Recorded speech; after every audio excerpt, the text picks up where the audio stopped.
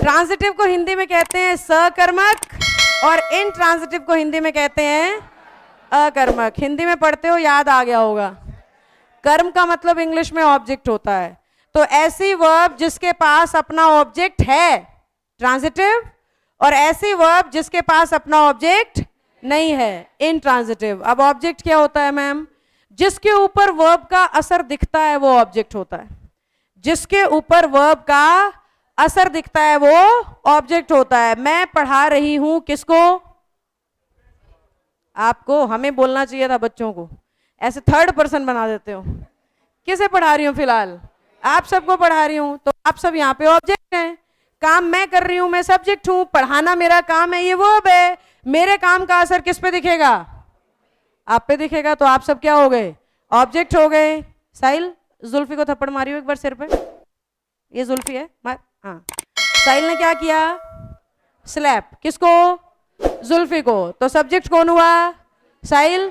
थप्पड़ क्या हुआ? काम, वर्ब। ऑब्जेक्ट कौन हो गया? जुल्फी। समझ गए हम?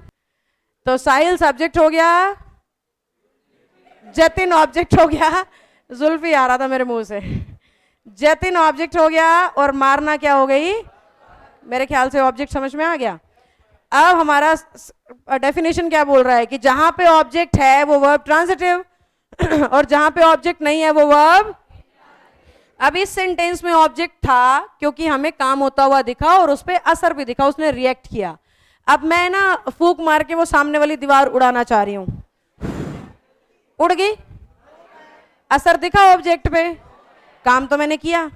क्या काम किया?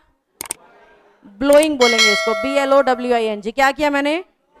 लेकिन दीवार में उड़ा नहीं पाई। तो मेरे काम, सब्जेक्ट भी है, काम भी किया, पर ऑब्जेक्ट के ऊपर असर। तो ये जो ब्लो है ना, ये इनट्रांजिटिव है। क्यों?